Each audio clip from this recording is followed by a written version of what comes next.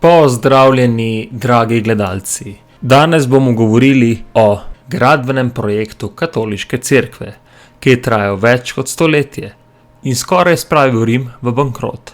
In mimogrede, pripomogel je k protestantski reformaciji.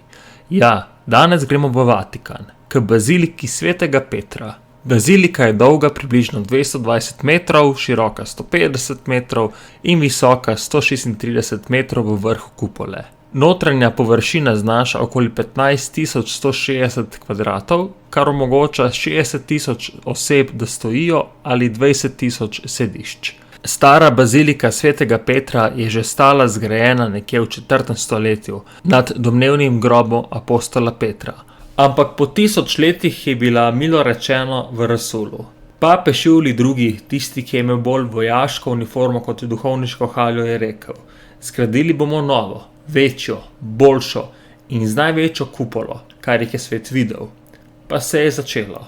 Prvi arhitekt Bramante naredi tloris v obliki grškega križa in začne podirati staro baziliko. Nato pa začne graditi novo in umre. Potem pride Rafael, potem Michelangelo. Večino življenja je hotel biti slikar in kipar in antipapež. Ampak ne, zdaj bo bil vodja tudi njegovega gradbenega projekta. On je zasnoval eno najbolj slavnih kupol v zgodovini. Pa še nekaj, Michelangelo je to počel zastonj. Da ne bo kdo rekel, da umetniki vedno jamrajo za denar. Kupola je bila težka kamnita struktura. Njen premer je kar 42 metrov. Ampak tukaj je problem. Razpoke zaradi napetosti. Rešil jih je s sistemom 3 železnih obročev znotraj kupole, dodanih kot nosilni element. Zdaj pa ena podrobnost, ki je skoraj uničila vse. Bazilika je bila draga, zelo draga. In kako zbereš denar? Je čisto preprosto. No, papeži so začeli prodajati odpustke.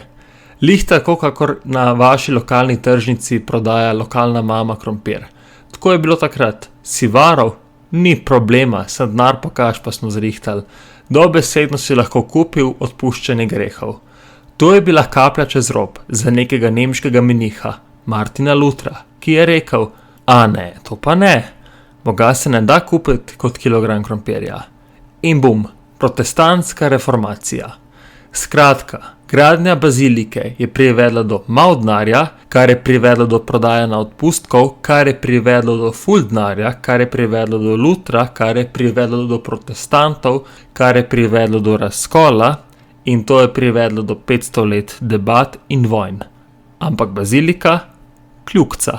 Bazilika svetega Petra ni samo arhitekturni in veličastni dosežek, je zapis človeških ambicij, vere, kreativnosti in financ na meji razuma. Reševali so napetosti kupole, redno uvajali nove mojstre in za razliko od današnjih dni so oni to počeli brez interneta, žerjavov ali bagrov. In če se ti zdi, da je današnji davčni sistem preveč odirajoč, saj veste, novi strašni davki, si predstavlja, da bi moral Vatikan znova razprodati odpustke, da bi končal baziliko. Kupola svetega Petra še danes dominira rimski horizont. Ko je projekt končno prišel do Gian Lorenza Berninija, smo že v obdobju baroka. Čas zlatih okraskov, kipov, angelov in dramatične svetlobe.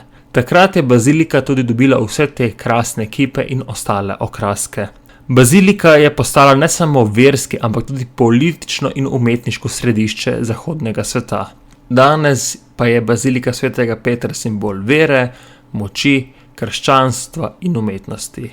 Ampak eno je gotovo. Ta cerkev je nastala v času, ko se je cerkev upala sanjati o velikem, pa čeprav na račun nekaj 10.000 obuboženih kmetov. Upam, da vam je bil današnji dokumentarec všeč. Če vam je bil všeč, pritisnite like in se naročite. Hvala in lep dan.